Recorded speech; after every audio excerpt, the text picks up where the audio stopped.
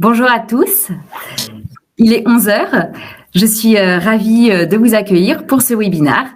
Donc, on est ensemble jusqu'à midi pour parler des évolutions des métiers de la formation professionnelle. Donc, ces évolutions ont bien sûr été rendues absolument nécessaires et même stratégiques pour aller vers cette société de compétences qui a été voulue par la loi Avenir professionnel. Aujourd'hui, vous êtes un peu plus de 600 à vous être inscrits à ce webinaire et je vous remercie pour votre intérêt et aussi pour votre confiance. Donc, je suis Véronique Spirito, je suis chargée de mission ingénierie de l'orientation à compétences et je suis en compagnie de Bruno Périnel, qui est vice-président chez Acteurs de la compétence, donc qui représente les acteurs privés du développement de la compétence, et aussi en compagnie de Catherine Raffin, qui est directrice de la qualité chez Léo Lagrange et qui remplace au pied levé Janine Chapeau, qui n'a malheureusement pas pu être avec nous, qui était déléguée régionale au RA, donc du Synofdes. Je les remercie sincèrement d'avoir accepté notre invitation et de pouvoir partager avec nous leur regard d'expert sur les évolutions des métiers de la formation professionnelle. Au chat, je remercie également Brice Cristoforetti, Gloria Guerra, qui prend la relève de Christelle Masson, et Aurélie Sabatier. Donc, ils seront présents sur le chat, donc à la fois pour répondre à vos questions et aussi pour sélectionner les questions que je pourrais soumettre aux intervenants. Je veux simplement préciser qu'on est très nombreux aujourd'hui, donc on ne va pas prendre dans le chat des questions trop personnelles ou individuelles. En revanche, toutes les questions d'ordre général sont les bienvenues dans le chat. Alors, aujourd'hui, ce que je vous propose, donc, c'est d'aborder les évolutions des compétences au sein des organismes de formation. Comme c'est un sujet très large, on a choisi de les aborder par les thématiques qui sont les plus vecteurs de transformation dans les pratiques des organismes de formation, c'est-à-dire la digitalisation de la formation, la certification Calliope, le CPF et l'ingénierie de certification, et l'individualisation des parcours de formation. Et en tout premier lieu, on partagera ensemble une photographie chiffrée des organismes de formation en Auvergne-Rhône-Alpes pour poser le cadre et pour savoir de quoi on parle quand on parle des OF en Auvergne-Rhône-Alpes. En tout premier lieu, et avant de rentrer dans le vif du sujet, je voudrais vous poser une question, même deux questions pour mieux vous connaître et savoir en premier lieu, donc, de quelle structure vous êtes.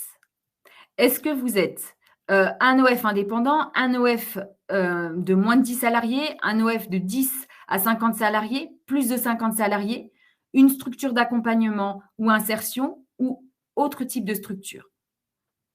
Voilà, donc le sondage s'affiche. Vous avez quelques secondes pour y répondre.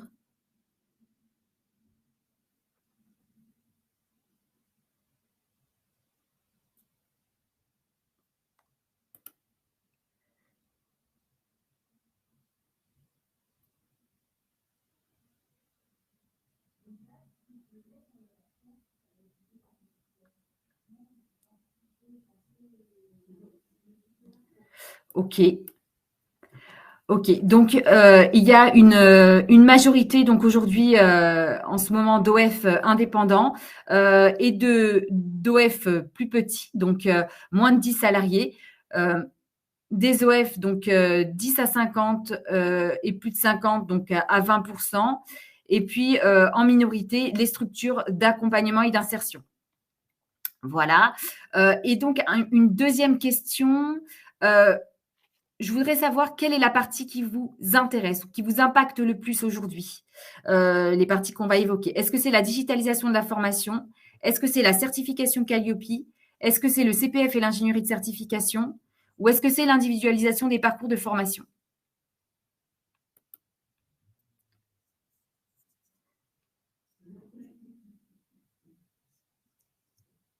OK, alors il y a une réponse possible, hein. Donc, il faut choisir celle qui vous intéresse ou vraiment vous impacte le plus. OK, donc il y a encore un peu de mouvement.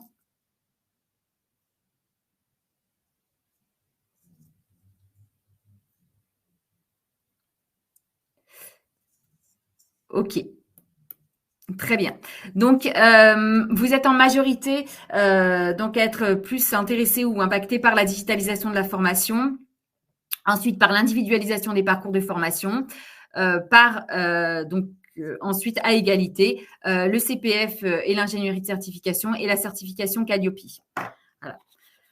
Ok, donc on va essayer de s'adapter à ça et peut-être prendre un peu plus de questions aussi sur les parties concernant la digitalisation de formation et l'individualisation des parcours de formation.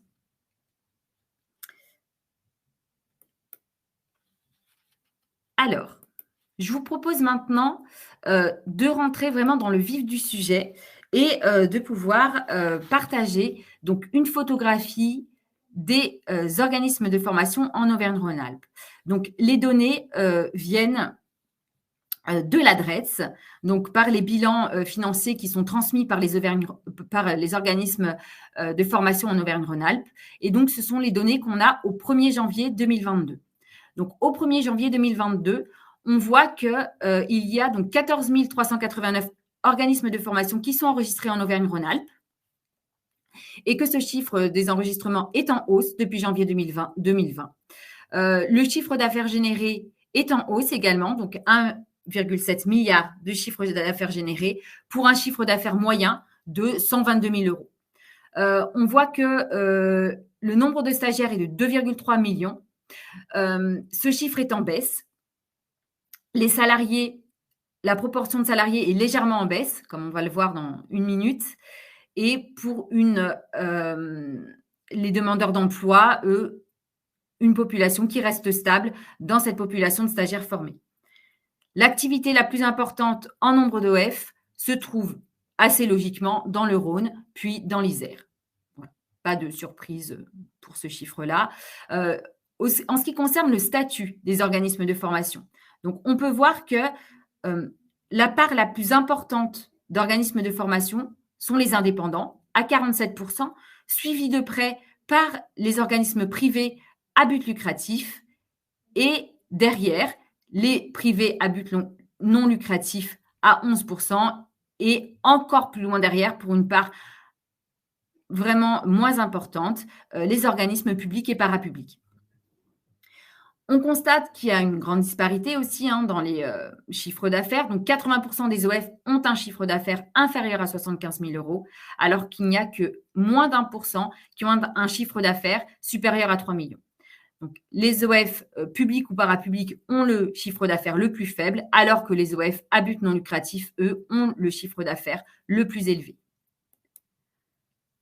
En ce qui concerne les stagiaires au sein des organismes de formation, donc on voit que majoritairement, ce sont les salariés qui sont en majorité formés à 67,6%, et on voit que cette part a tendance à diminuer depuis 2019.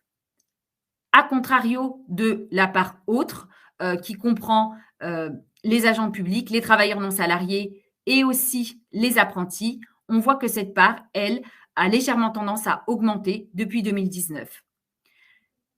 La population de particuliers est assez faible quand même, mais a tendance quand même à augmenter depuis 2019. Et peut-être que le CPF y est pour quelque chose. Et à 6,5%, voilà, les demandeurs d'emploi qui restent assez stables depuis 2019. Voilà pour ces quelques chiffres que je pouvais vous donner pour vraiment poser le cadre. Et maintenant, je vais me tourner vers Bruno Périnel pour aborder donc la digitalisation de la formation. La digitalisation de la formation, c'est vrai qu'avant 2020, avant la crise sanitaire, était quand même peu développée et représentait vraiment en soi un facteur clé d'innovation. Depuis la crise, on voit que ça s'est quand même un peu atténué. Mais voilà. Aujourd'hui, Bruno, je me tourne vers vous pour savoir où est-ce qu'on en est de cette digitalisation et en quoi la digitalisation de la formation a transformé ou modifié les compétences au sein des organismes de formation. Oui, alors bonjour tout d'abord à tout le monde. Si effectivement, pour répondre à cette question, je vais peut-être faire un petit retour en arrière pour bien qu'on partage tous bien la compréhension de ce qui s'est passé. C'est-à-dire que, comme c'était indiqué, en 2020, on avait à peu près 80% des formations qui étaient en présentiel. Et on était dans une période où, en 2017-2018, on avait des outils de e-learning qui étaient utilisés par certains à titre un peu expérimental. On avait des plateformes, ce qu'on appelle les LMS, Learning Management System, qui commençaient à émerger, que certains essayaient de paramétrer avec des outils comme Moodle. Donc, il y avait quand même déjà un début, mais il n'y avait pas un vrai engouement et il n'y avait pas une vraie prise en charge de ce contexte-là. Voilà, on était quand même déjà dans une partie d'avant. Est arrivée la réforme de 2018 et je pense que c'est là où effectivement on a eu l'accélérateur. Pourquoi ? Parce que dans la réforme, il y a vraiment des points qui sont très structurants si on veut bénéficier des financements. Il y a déjà la question de l'évaluation de l'apprenant avant sa formation, pendant sa formation et à la fin de sa formation. Donc ça, c'est des outils qu'il fallait mettre en place. On nous a demandé à tous d'avoir des formations en blocs de compétences, donc découpées avec des modules. Donc ça aussi, ça nécessite une ingénierie un peu plus spécifique. On nous a demandé également de faire l'individualisation des parcours. Donc l'individualisation, lorsqu'on est en présentiel, c'est pas non plus toujours évident. Et là, le numérique pouvait nous aider.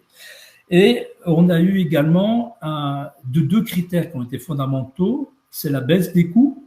Donc là aussi, il y a eu, suite à cette réforme, on nous a demandé à tous de faire des efforts parce qu'on veut, et on le voit au niveau des chiffres, on veut former plus de personnes. Il y a de plus en plus de besoins de formation, d'adaptation des salariés aux nouveaux métiers. Donc cet enjeu de baisse des coûts nous a poussé également vers la digitalisation. Et puis le dernier facteur qu'on évoquera tout à l'heure, c'est Calliope. Parce que Calliope est aussi très contraignant, je dirais, sur les problèmes de traçabilité. Donc, on a revu les techniques de traçabilité. Auparavant, on demandait l'heure de connexion, déconnexion. Aujourd'hui, ça s'est terminé. Ce qu'on nous demande, c'est la validation des compétences. Voilà. Donc, l'ensemble de ces critères ont été très déclenchants pour les organismes de formation dans le cadre des formations de l'ensemble des personnes qu'on a évoquées.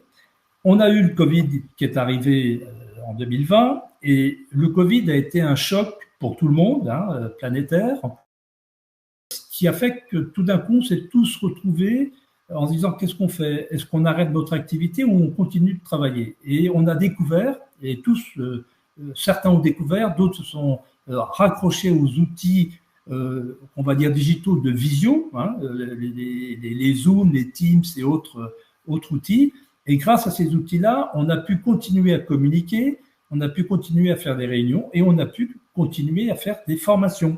Donc, c'était en fait des classes, je n'allais pas dire virtuelles, mais distancielles, puisque chaque apprenant était connecté, l'intervenant se connectait et on a pu continuer cette formation.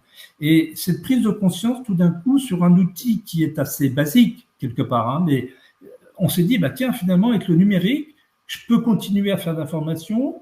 Mes apprenants sont pas obligés de se déplacer et ils sont attentifs pendant 1 heure ou plus. Enfin voilà, on a découvert ces codes. On a vu aussi que dans la visio, on pouvait partager des documents, on pouvait faire des questionnaires. Donc ça a été un véritable accélérateur de la prise de conscience du digital et comment le digital pouvait nous aider. Voilà, donc c'est, je dirais, dans ce contexte-là qu'on a accélérer la digitalisation. Ça nous a montré aussi en termes de coûts, ça nous permettait de baisser les coûts, de former le plus grand nombre. Donc ça aussi, c'était des facteurs qui répondaient en termes de fonctionnement. Ça nous a permis aussi de découvrir qu'on gagnait du temps, qu'il était plus souple et plus facile de trouver des créneaux horaires de formation en distanciel que lorsqu'on est en présentiel. Et puis, dans les formations individuelles, on a vu aussi qu'on pouvait faire de one-to-one en formation dans des créneaux aussi qui convenaient aux salariés. Si on vous a donné rendez-vous à telle heure, à tel moment, eh bien, la visio était un outil assez extraordinaire. Donc, voilà, cette digitalisation, elle s'est accélérée avec tous ces critères, toutes ces contraintes, mais avec surtout l'idée que c'était un outil sur lequel il fallait se former, s'approprier pour aider à répondre aux enjeux de personnalisation, de baisse de coûts et d'attractivité au niveau des apprenants. Hein, ça permet vraiment de faire de l'ingénierie spécifique. Sur l'impact également, sur les métiers, hein, parce que quel a été l'impact? Donc, sur l'ingénierie de formation, je l'évoquais. Donc, effectivement, vous êtes formateur, vous êtes intervenant. Bah, aujourd'hui, il faut progressivement se créer un peu sa boîte à outils digitalisée. Je crée mes petits quiz de questionnaires en ligne, je crée des petites vidéos, je crée un petit peu de contenu. Donc, progressivement, si on veut répondre à ces exigences, il faut créer du contenu, il faut s'approprier des contenus pour pouvoir le proposer aux apprenants et attirer ces apprenants dans ce type de formation. Donc, au niveau de l'ingénierie, c'est devenu plus complexe, hein, et il y a une véritable adaptation. On a aussi progressivement, une fois qu'on a sorti de la période Covid, on s'est dit, bah, attendez, c'est bien le distanciel, mais il n'y a pas que ça, heureusement. Et du coup, on est allé progressivement sur des formations de ce qu'on appelle hybrides, c'est-à-dire qu'effectivement, on fait du mixte, on fait du présentiel, on fait du distanciel, on peut faire du distanciel en soutien pour un apprenant. Voilà, on a regardé comment les outils étaient adéquats aux besoins de nos apprenants et comment on pouvait les mettre en œuvre pour mieux répondre à ces parcours individualisés. Donc, l'ingénierie prend vraiment tout son sens parce qu'on est à la fois sur du contenu pédagogique, la manière dont on déploie ce contenu, comment on l'évalue, comment on le trace et comment on accompagne l'apprenant, voire en soutien complémentaire. S'il y a une matière, une discipline où il est moins bon, ben on va lui proposer d'aller suivre un parcours complémentaire pour se renforcer sur l'anglais, sur du français ou d'autres disciplines. L'impact également, c'est qu'on a vu arriver ces LMS, ces systèmes de gestion de contenu, de plus en plus dans les organismes de formation, parce que quand on doit gérer un très grand nombre, bah, forcément, il faut avoir un outil qui soit fiable, qui nous permet de traiter chaque apprenant, d'évaluer ses compétences avant la formation, de construire son parcours, d'évaluer ses compétences et sa acquisition de compétences en cours de parcours et de valider la fin de sa formation avec le TIC. Donc, les outils LMS, ils se sont accélérés, on en a vu de plus en plus. Des plateformes comme Moodle ont énormément progressé ces dernières années parce que, comme c'est des outils open source, les gens ont beaucoup contribué à enrichir les plateformes. Donc voilà, tout ce monde numérique a évolué dans ce sens-là. Il y a eu aussi un autre impact important au niveau des organismes de formation, ce sont les systèmes de gestion.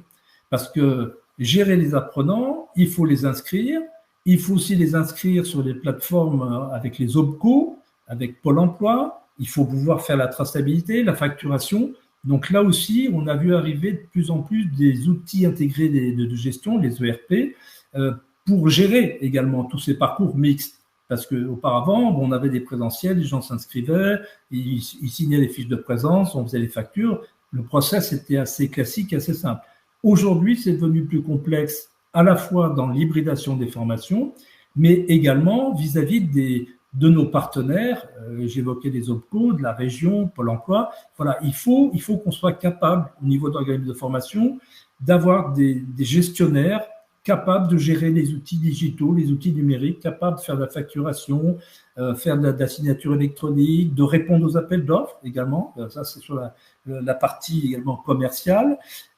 Ça, c'était aussi un impact important pour les commerciaux, c'est-à-dire qu'il a fallu apprendre à communiquer un peu plus avec les réseaux sociaux, parce que c'est un point important aujourd'hui. Si on veut attirer les salariés, le public, les entreprises dans nos formations, il faut se faire connaître et les réseaux sociaux sont devenus incontournables. Donc, les commerciaux chargés des relations entreprises ou apprenants sont obligés de se former à ces outils. J'évoquais tout à l'heure les appels d'offres. Il faut aussi être capable de répondre à des appels d'offres distanciels. Il faut s'abonner aux différents sites où il y a des appels d'offres, pouvoir y répondre en temps et en heure. Ça nécessite également des changements de compétences importants. Donc, l'impact sur les métiers des salariés des organismes de formation est énorme, vraiment énorme. Il faut du temps, il faut de l'accompagnement, il faut se donner une feuille de route, mais c'est vraiment quelque chose d'incontournable aujourd'hui si on veut continuer à pouvoir bénéficier des financements publics. Voilà. J'ai fait à peu près un tour du… Ok, merci. Catherine, est-ce que vous voulez compléter, nous donner d'autres infos? Alors, bonjour aussi à tout le monde. Moi, je vais compléter par l'aspect, les particularités des adhérents au Synopdes, qui sont avec un public large, sans doute plus large en tout cas, et avec un public en partie qui est pas forcément à l'aise avec le numérique. Et donc, dans l'impact que ça a pu avoir et que ça a encore la digitalisation dans nos organismes, c'est qu'il faut aussi, pour proposer de la formation à distance, il faut aussi aider à prendre en main, que ce soit les plateformes, que ce soit des publics qui sont pas forcément très à l'aise avec ça. Donc oui, on a été obligé en même temps que la création de contenu, l'adaptation de tout ce qui a été dit auparavant, particulièrement, je pense, chez les adhérents au Synopdes, on a ce besoin de mise en contact avec le numérique du public avant de proposer de la FAD. Et même en cours, on a une espèce de nécessité d'avoir du SAV, on va dire, pour régler non pas des problèmes enfin, il peut y en avoir évidemment, de compréhension dans le contenu pédagogique, mais de blocage technique. Et sans cette partie-là, on rate complètement, avec une bonne partie du public, je pense, l'accès à la formation digitalisée. Donc ça, c'était le premier point que je voulais ajouter. Et puis, les adhérents au Synopdes sont aussi des organismes. Alors, quand on a vu les proportions au début, ce sont ceux qui ont effectivement plus de chiffre d'affaires, mais le plus de chiffre d'affaires, ça veut dire que souvent, ce sont des généralistes qui ont énormément, un éventail très large de formations. Et donc, digitaliser, c'est aussi mettre beaucoup de moyens. Avant de réduire les coûts, c'est mettre beaucoup de moyens pour rendre acceptables des contenus de façon digitalisée. Donc, je crois que dans les organismes, en tout cas pluridisciplinaires, il y a vraiment nécessité de se poser correctement avant de partir en digitalisation ou au démarrage en tout cas, pour cerner ce que l'on peut faire, ce que l'on est en mesure de faire, parce que le chantier, il est mais gigantesque. C'est vraiment énorme.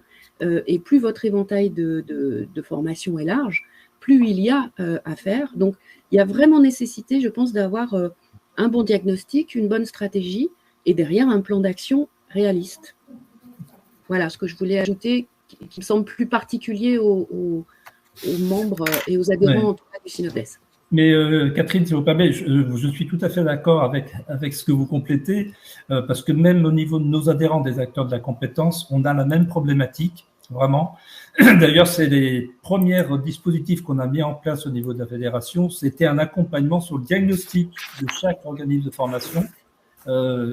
Quel est mon périmètre d'intervention? Qu'est-ce que je dois faire? Qu'est-ce qui est intéressant, intelligent de faire? Parce qu'il ne faut pas digitaliser pour digitaliser.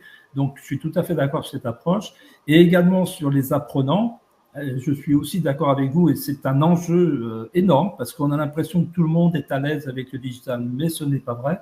Par contre, on s'est aperçu par exemple, des reconversions de demandeurs d'emploi ou d'immigrés, que justement le numérique était souvent un vecteur commun et que ça nous permettait plus rapidement de les adapter à un outil de formation à travers les outils numériques, à travers de l'anglais et ainsi de suite. Donc, il faut être vigilant là-dessus, je suis tout à fait d'accord, mais ça peut être un bon moyen d'intégrer des personnes qui ont un peu du mal au départ sur des formations. Tout à fait.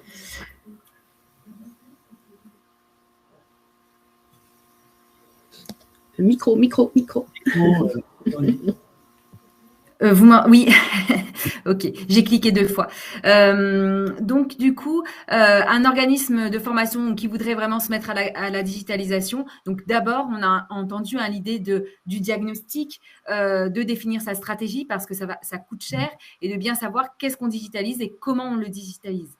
Et j'en profite aussi, donc mon collègue l'a mis dans le chat, pour signaler que la région a lancé un appel à manifestation d'intérêt pour lequel elle a sélectionné 4 prestataires pour aider 200 organismes de formation à digitaliser leur offre de formation.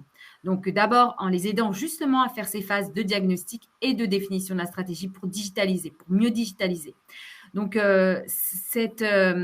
mon collègue l'a mis dans le chat, donc a mis le lien dans le chat. Donc, n'hésitez pas à aller regarder cet appel à manifestation d'intérêt. Ça pourrait vous intéresser pour vous aider dans cette digitalisation. Donc, au niveau des questions, alors simplement, peut-être une question qui n'est pas directement en lien avec la digitalisation, mais une question sur finalement les acteurs de la compétence. Qu'est-ce que c'est en quelques mots? Est-ce que vous pouvez Bruno, nous dire ce que sont les acteurs de la compétence? Alors, ce que nous faisons, nous, au niveau de la digitalisation? Alors non, c'est simplement pour dire un mot sur la fédération des acteurs de la compétence. Qui êtes-vous? Alors, la fédération des acteurs de la compétence s'appelait avant la fédération de la formation professionnelle. Nous avons changé de nom il y a 1 an maintenant. Pourquoi on a changé de nom? Parce que on a pris conscience que la formation, ce n'était pas que les organismes de formation. C'est-à-dire que c'est plusieurs acteurs. Le Synofdest est aussi on est partenaire, je dirais, au niveau de la branche. On travaille tous dans ces cursus. Et au sein des acteurs de la compétence, on a intégré également des sociétés qui font du conseil à la formation, à l'orientation. On a intégré des EdTech qui justement nous apportent ces briques technologiques. Et du coup, on a ouvert au niveau de l'adhésion l'ensemble des acteurs qui vont contribuer à l'individualisation des parcours de formation. Parce qu'un EF, quelque part, il ne peut pas tout faire, sauf s'il est effectivement bien structuré, très riche, ainsi de suite. Mais à un moment donné, on ne peut pas tout faire. Donc, il faut travailler en réseau, il faut travailler avec d'autres partenaires pour construire ces parcours. Et à partir de là, nous, au niveau de la fédération, nous mettons en place des aides, des financements si on revient sur le sujet de la digitalisation, justement sur comment faire mon diagnostic, comment je peux aider à digitaliser, quels sont les beaux outils à utiliser, comment je démarre, ainsi de suite. Il y a la digitalisation, mais il y a aussi l'enjeu du RSE, du développement durable. C'est un sujet aussi transversal aujourd'hui qui va tous nous impacter.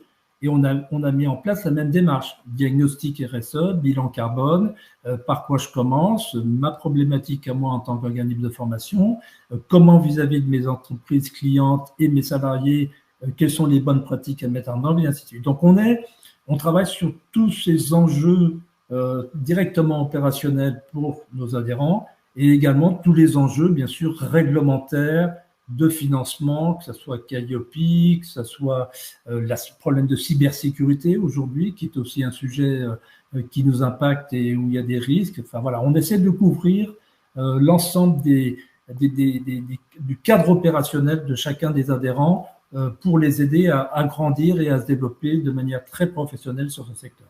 Voilà.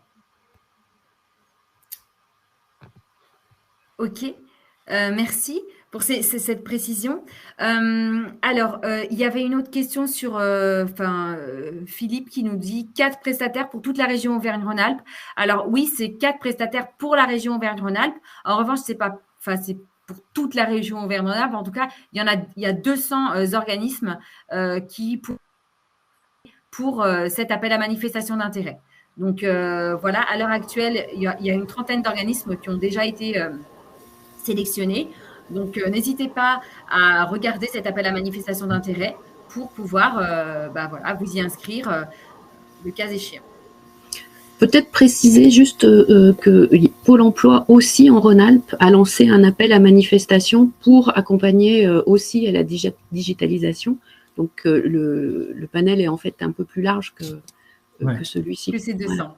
Oui, et je compléterai également parce que c'est vrai qu'il y a beaucoup d'organismes et de dispositifs d'aide au financement de la digitalisation, puisque comme je l'évoquais, c'est vraiment un enjeu national sur la baisse des coûts et la souplesse.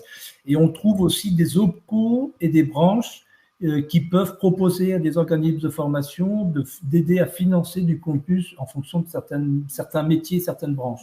Et entre autres, on a eu récemment les appels à projets des FINOM qui étaient directement concernés sur l'hybridation, la digitalisation des contenus. qu'il y a eu 2 vagues. La deuxième vague s'est terminée il y a très peu de temps, et qui aide justement ce financement-là. Voilà. Ok, donc voilà, donc des solutions existent pour vous permettre justement de vous aider à définir cette stratégie de digitalisation de votre offre de formation. Donc, je vous propose maintenant d'enchaîner avec Catherine et de voir la certification Calliope. Finalement, cette certification Calliope qui a été rendue obligatoire, en tout cas pour une partie des fonds publics ou mutualisés, qu'est-ce que cette certification Calliope est venue modifier dans les métiers de la formation professionnelle?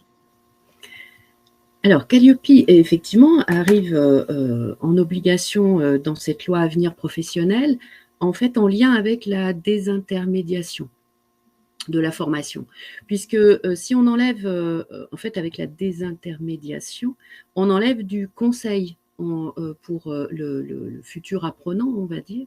On enlève du conseil qui était fait par des personnes en bonne connaissance du terrain de la formation localement, qui savaient conseiller, qui avaient du vécu à tel endroit, on fait bien telle chose, etc. On enlève ça avec la désintermédiation.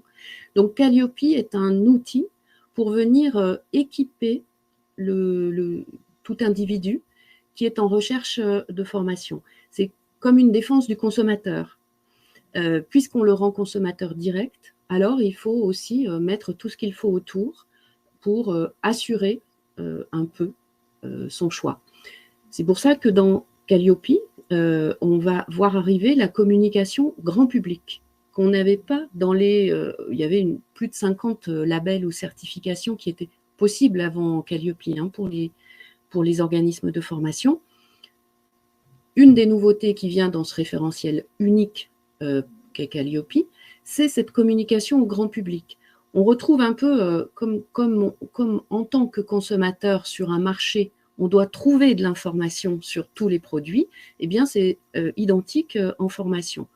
Donc, dans l'impact que ça peut avoir sur nos métiers, ça veut dire qu'en communication, non seulement pour appâter, je dirais, le futur client, mais aussi en lien avec Calliope pour l'informer correctement, eh bien, il faut donner des résultats, des taux de résultats, des taux de satisfaction, des prérequis, les tarifs. On doit annoncer tout ça au grand public. Ça, c'est quelque chose qui a été nouveau dans beaucoup d'organismes. Donc, ça est venu impacter comment on collecte. Évidemment que action par action, on savait faire, donner le taux de réussite, le taux de satisfaction. Souvent, c'était en lien avec notre financeur, ça. On le donnait à la fin.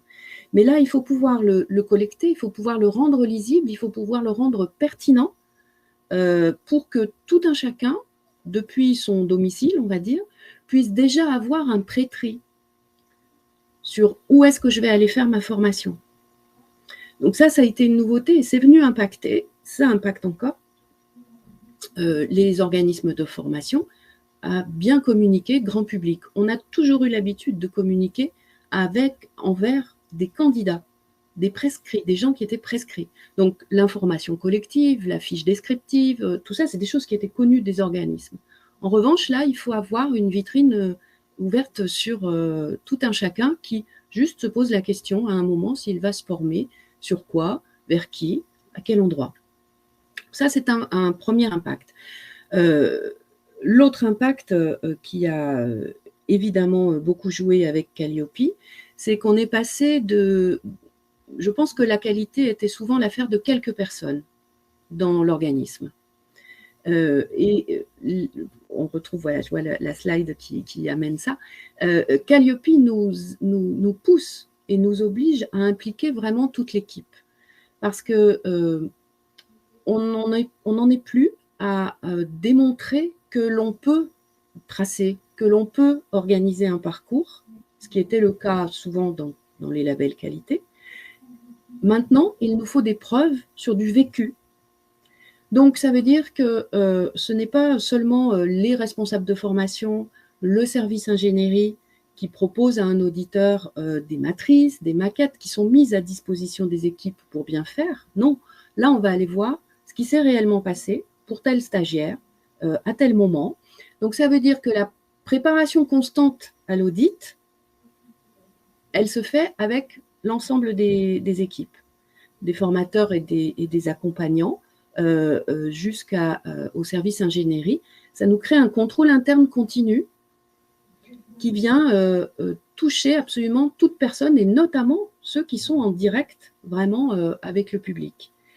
Ça, c'est une modification qu'a apporté Calliope, c'est cette preuve qu'on ne va pas préparer 2 mois à l'avance, qu'on va préparer tout le temps, parce que l'auditeur qui arrive, il va annoncer l'action sur laquelle il va se pencher, et à ce moment-là, eh bien, il faut pouvoir montrer tout ce que l'on a fait, et non pas ce que l'on peut faire, mais ce que l'on a fait. Donc, l'implication de toute l'équipe et ce pack un peu à préparer les audits, donc finalement à encadrer, à accompagner les parcours des bénéficiaires, ça, pour le coup, Calliope l'a beaucoup amené. L'autre différence qu'a apporté Calliope, enfin en tout cas, ce qui nous a poussé à s'interroger sur les process, c'est qu'on est passé dans Calliope, et ça va avoir un lien avec le 4e thème, l'individualisation, puisque évidemment les 4 thèmes sont très interdépendants. C'est de passer du produit préfini. On faisait certifier pratiquement un produit, une certification par exemple. On la faisait certifier en voilà comment ça va se dérouler, comment on fait bien cette certif. Aujourd'hui, dans Calliope, on s'interroge sur les process puisque on va être en obligation, on va dire, de bien maîtriser des ressources, qu'elles soient des ressources pédagogiques, des plateaux techniques, des locaux, le référent handicap. Je reviendrai dans l'individualisation comme un jeu de construction. C'est-à-dire que l'obligation que l'on a aujourd'hui à être bon, c'est d'avoir des ressources, que toutes les équipes soient bien en maîtrise de ces ressources et qu'à un moment et tout au long du parcours ensuite, on soit capable de monter le bon parcours à l'aide de ces blocs de compétences, de ces moyens pour individualiser au mieux en face de la personne. Ça, c'est vraiment une différence de Calliope, de ne pas faire certifier en fait la façon dont on fait un parcours français langue étrangère ou une certification, mais de bien démontrer qu'on a des moyens et que l'on sait s'en servir en face de chacun au mieux par rapport à cette personne. Donc ça retouche complètement le 4e thème de l'individualisation. Ça. Donc on y reviendra forcément tout à l'heure.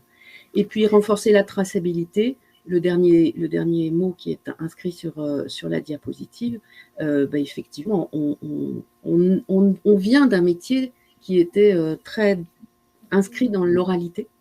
Et là, on est forcé de garder des traces, et non pas seulement de ce qui a été fait, mais de pourquoi on l'a fait. Donc, ça touche l'évaluation, l'adaptation qu'on fait après les différentes évaluations, que ce soit en début de parcours, en cours de parcours. À la fin, on n'adapte plus grand-chose. Mais donc, vraiment, cette traçabilité, c'est le pourquoi, à partir de quoi on décide des choses, qu'est-ce qu'on décide et finalement, qu'est-ce qu'on a fait. Tout ça, ça se garde. Et ça se garde pour tout stagiaire.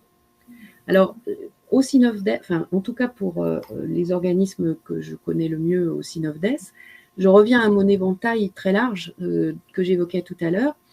Il y a vraiment des types de formations où c'est moins facile qu'en certification à faire. Hein.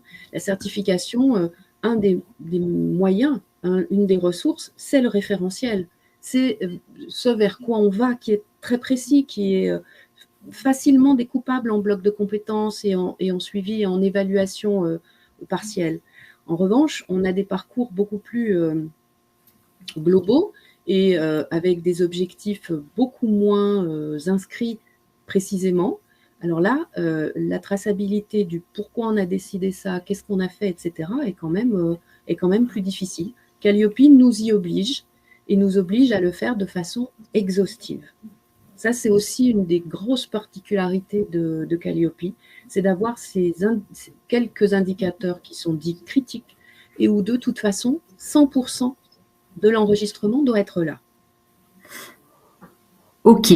Donc, en tout cas, pour être dans les clous de Calliope, il faut vraiment impliquer toute l'équipe et travailler vraiment en continu. Donc, sur ces process, au travail de ces process et à la recherche de ces preuves.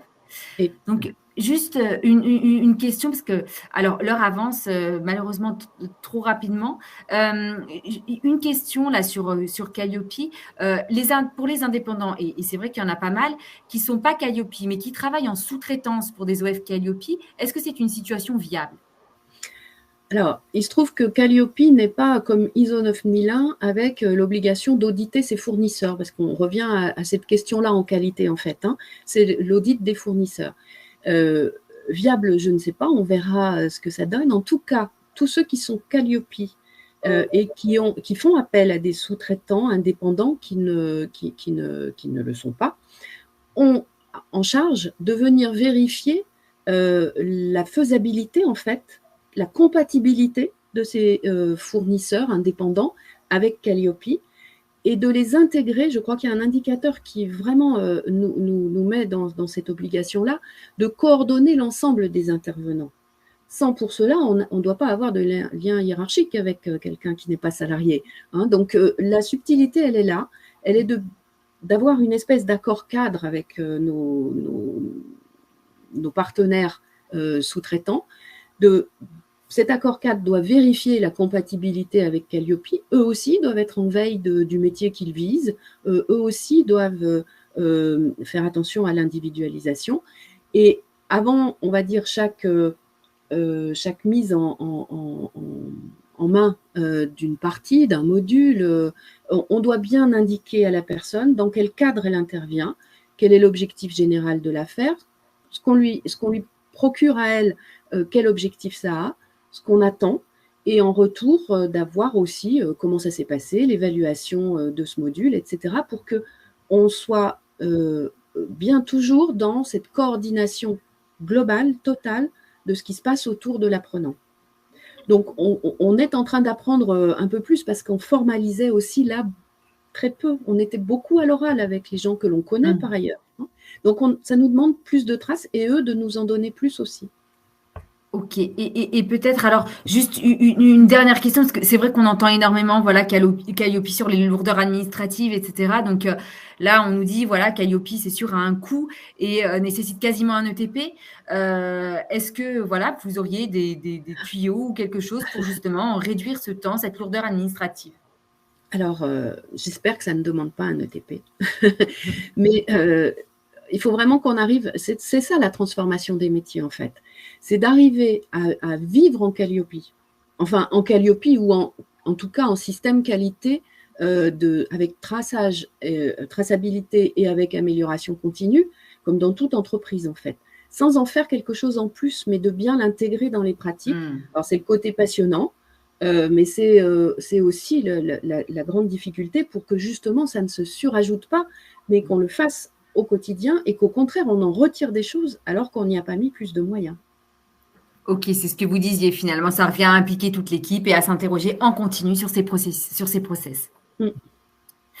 Ok, très bien. Alors, je vous propose d'enchaîner, parce que voilà, je vois l'heure qui défile. Donc, sur justement le CPF et l'ingénierie de certification. Et donc, Bruno, je me tourne vers vous pour savoir finalement le CPF, cette désintermédiation et l'ingénierie de certification, qu'est-ce que ça vient changer dans les compétences au sein des OF? Alors, ça a été effectivement une vraie révolution, puisque quand le DIF s'est arrêté et qu'ensuite on est passé sur le CPF en 2014, donc qui a effectivement été rénové en 2018, l'enjeu qui était annoncé au niveau du ministère, c'était de dire qu'on responsabilisait les salariés, qu'on leur donnait un porte-monnaie valorisé en euros, donc beaucoup plus concret, ça je pense que c'était une très bonne chose, mais que c'était aux salariés de décider de ses orientations et des choix qu'il va vouloir faire au niveau de sa formation.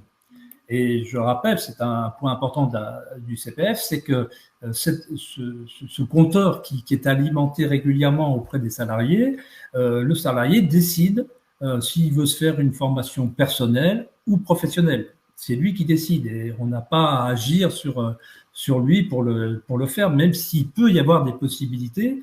Si lui décide de dire, moi j'aimerais utiliser mon compte CPF pour améliorer ma compétence dans tel ou tel domaine ou acquérir une langue ou des choses comme ça, c'est lui qui peut décider. Et s'il est demandeur d'emploi, l'emploi peut l'aider et l'entreprise peut, dans certains cas, abonder sur son CPF. Voilà.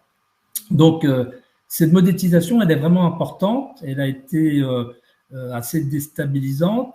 Il y a eu un premier effet malheureusement très négatif. On le vit tous aujourd'hui avec des profiteurs qui vous harcèlent via des SMS, via des mails sur le CPF. Ça n'a pas rendu service au CPF parce que du coup, les gens se sont dit, voilà, qu'est-ce que c'est? Est-ce que je ne vais pas me faire avoir? Enfin, voilà.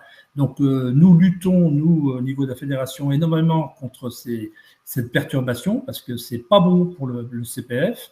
Et il faut absolument qu'on arrive à faire que ce dispositif soit mis en œuvre. Il faut du temps. Il faut que les salariés ils aient une meilleure vision de ce à quoi ils peuvent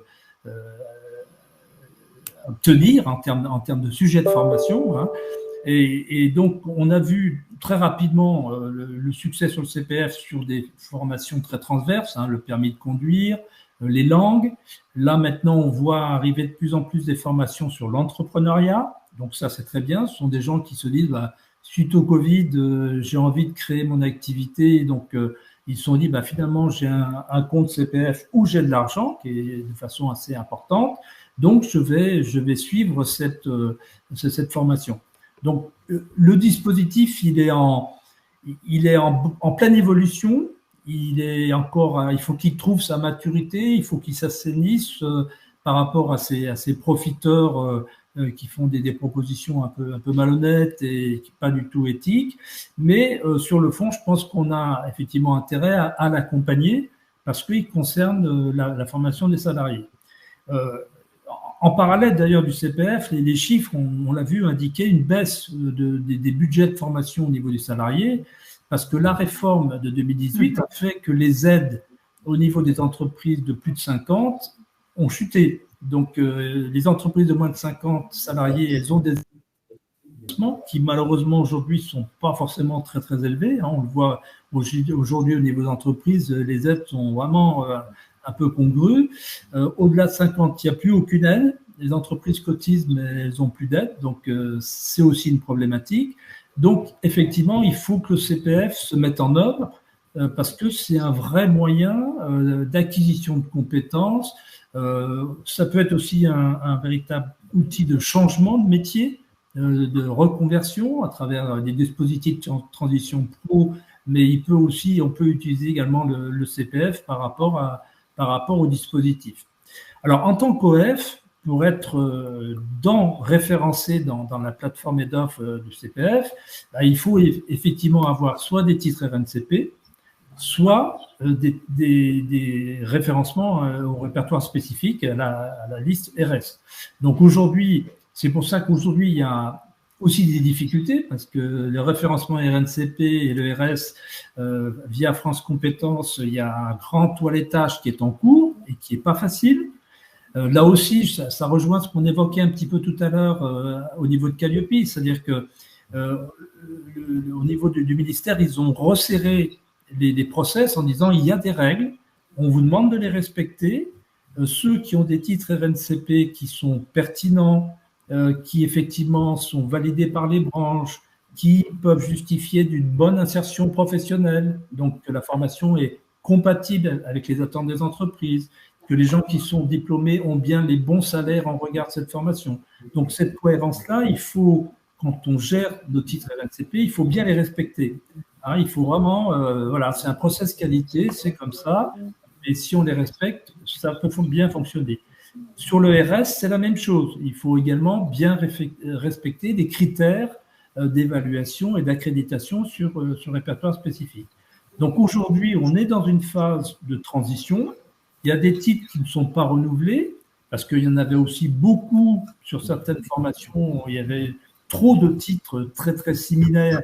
Donc, ceux qui étaient là et qui n'avaient plus vraiment de raison d'être, ils risquent de disparaître. Ceux qui, par contre, sont là, actifs, gérés par des gens professionnels, ils vont rester, même s'ils ont éventuellement en cours de chemin des refus, mais le refus est plus dû à des corrections, à des mises à jour de process que sur des questions de fond. Donc ça, c'est un point aussi important sur le référentiel. Il faut être bien référencé sur le titre, sur le RS et sur les blocs de compétences. Parce que ce qu'on doit tous savoir, mais c'est que lorsque vous êtes salarié et que vous allez chercher une formation, vous n'êtes pas obligé de vous inscrire à tout un cursus de formation, si c'est une formation qui dure une année, mais vous pouvez vous inscrire sur un bloc de compétences. D'où l'importance, quand on est OF, de bien référencer vos blocs, vos titres et votre répertoire spécifique. Ça, c'est un point important. Le deuxième point important de Connex, c'est, comme toute plateforme numérique, l'indexation, c'est-à-dire qu'il faut faire attention à bien libeller les intitulés de vos blogs ou de vos titres, pour que ça soit lisible, que ça soit clair pour le grand public, ce qu'on évoquait tout à l'heure sur Calliope. Quelqu'un qui cherche une formation de menuisier ou d'ébéniste, il faut que les termes soient clairement définis pour que le salarié ne se trompe pas lorsqu'il va regarder, qu'il va sélectionner ses formations, il faut qu'il ait des informations. Et nous, en tant qu'OF, il faut aussi accompagner cette information. Il faut être capable de répondre aux questions, il faut être totalement transparent sur l'ensemble des dispositifs de formation.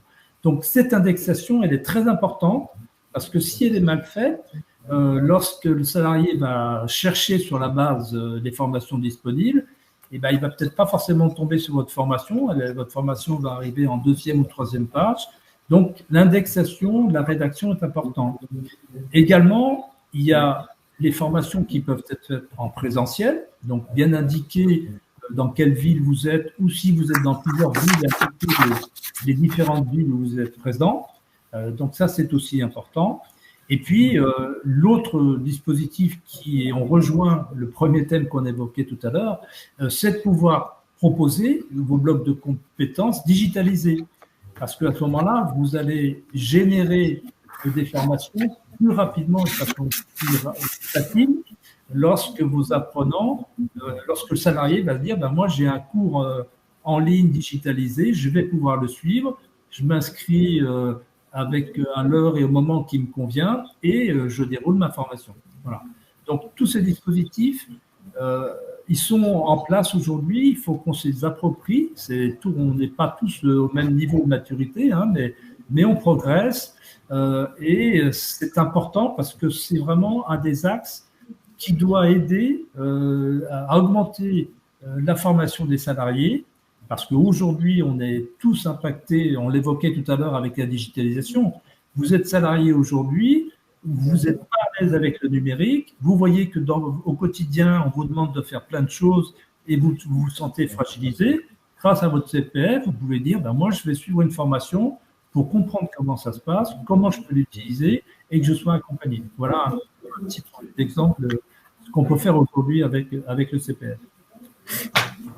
Ok, super, merci beaucoup. Alors simplement, effectivement, juste rappeler, comme j'ai vu une information dans le chat, que les opérateurs CEP sont aussi là pour aider les salariés ou les demandeurs d'emploi à utiliser le CPF et à se poser les bonnes questions.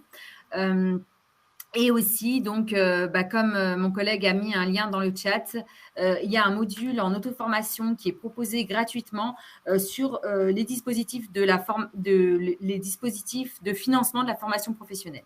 Donc, voilà, vous pouvez aller le consulter. Alors, comme il nous reste quelques minutes, je suis désolée, je vais passer très rapidement la parole à Catherine Raffin pour nous expliquer en quoi l'individualisation du parcours de formation transforme, là aussi, les compétences au sein des OF. Alors effectivement, on a déjà dit beaucoup de choses, donc on va essayer d'être rapide, promis. L'individualisation du parcours, ça suit tout ce qu'on vient de se dire en fait. On en a parlé quand on a parlé Calliope, quand on a parlé CPF. Donc je ne vais pas revenir trop sur le général, on va dire. En revanche, on peut aller directement sur l'impact que ça a sur nos métiers et qui est bien cette tout à l'heure, je vous avais dit, je reviendrai à mon jeu de construction, c'est-à-dire qu'il faut vraiment avoir à disposition de l'ingénierie qui crée des morceaux, parce que ce sont les morceaux qui s'agglomèrent entre eux pour faire un parcours individualisé. Donc, on ne peut pas tout inventer chaque fois qu'on a quelqu'un, mais par contre, on doit avoir de l'architecture innovante pour chacun à partir de blocs, alors les blocs de compétences, mais les autres moyens aussi, pour pouvoir, comme dans un jeu de construction Lego, prendre les bonnes briques dans le bon ordre, au bon moment, en face des personnes.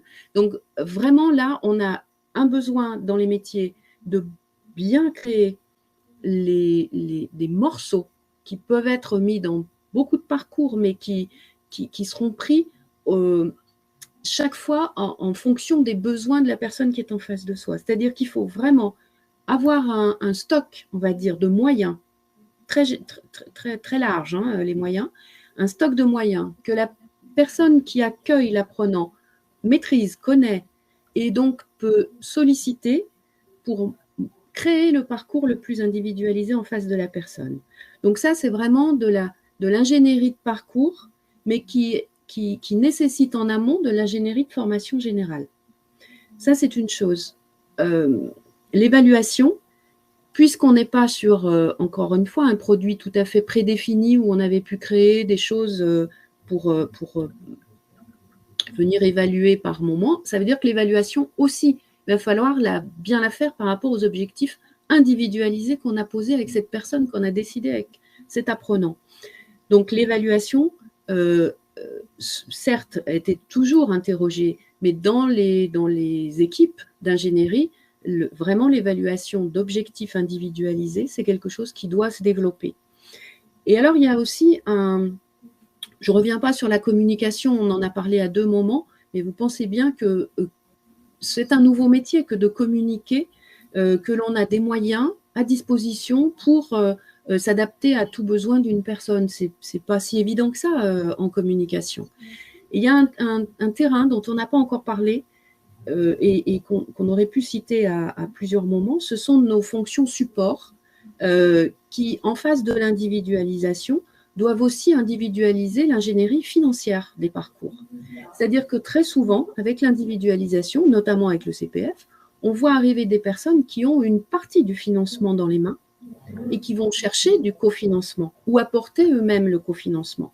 Eh bien ça, pour nos équipes de gestion, de facturation, ça veut dire que ça démultiplie le nombre de dossiers, que là où on pouvait avoir un achat de 10 parcours à la fois ou par un bon de commande de la commande publique, on traitait un dossier, on faisait peut-être 3 factures, et bien là, pour chaque individu, on va au contraire peut-être être amené à créer 2 à 3 dossiers différents avec 2 à 3 clients différents pour monter un parcours. Donc c'est de l'ingénierie financière, mais c'est des moyens aussi supplémentaires qu'il nous faut dans nos équipes qui sont fonctions support, qui n'ont rien à voir avec le pédagogique. Donc, changement aussi de métier, en tout cas dans les services, de la gestion administrative et financière de nos actions. J'ai essayé de faire très court. C'est parfait. Du coup, effectivement, donc il est 11h59.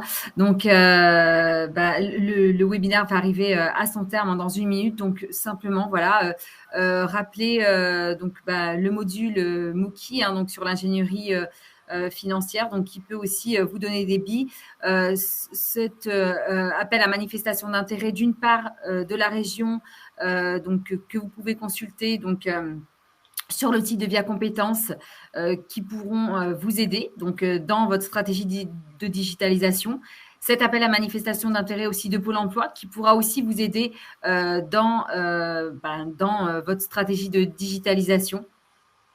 Donc, le PowerPoint donc, est en lien, donc vous pourrez le télécharger et avoir accès aussi à d'autres informations pour aller plus loin, à d'autres liens aussi. Et puis, rappeler en tout dernier lieu que le plan de professionnalisation de Via Compétences sera en ligne à partir du 15 novembre 2022 et qu'il y aura donc une conférence, une webconférence le mardi 15 novembre de 10h à midi sur la psychologie de la motivation au service de l'accompagnement de la formation. Voilà, donc il est midi, malheureusement l'heure est passée très très vite et je m'en excuse. Vous pourrez accéder au replay de ce webinaire, donc directement après le live. Je remercie infiniment donc Bruno Périnel et Catherine Raffin donc d'être intervenus et de nous avoir partagé donc leur expertise sur l'évolution des métiers de la formation. Je vous souhaite une très bonne après-midi. Merci beaucoup.